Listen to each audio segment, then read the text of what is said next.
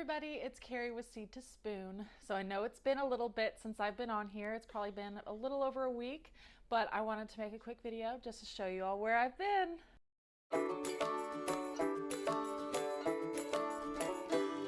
Well, this is the surprise right here. Say hello. So for those of you who didn't know, I was pregnant and actually was 40 weeks pregnant last Monday when I had her. This is Miss Eleanor. She goes by Ellie. You'll be seeing her a lot in the videos coming up, I'm sure. So she's going to be helping me out in the garden a lot and doing lots of yard work, aren't you? So we're going to be doing lots of videos together here inside, probably talking a lot of things because it is too hot for her out there.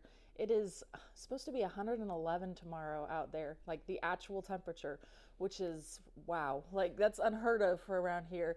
So it is very hot out there. So our garden, we're trying to keep up with it, trying to do as much as we can to just ease it through these temperatures that we've been getting because it is really hot out there.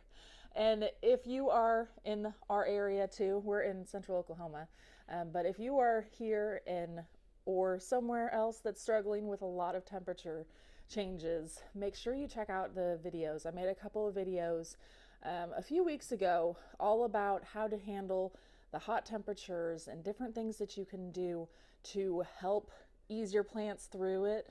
And we've definitely been doing a lot of those things and it's been helping a lot. I think a lot of our plants would have definitely died already if we hadn't have been like doing just simple things like mulching and just very simple things that you can do. Well, I just wanted to make a very quick video just explaining where I've been and introducing you to the sweetest little baby here. I'm sure you guys will be seeing a lot more of her and more of me now that I am back.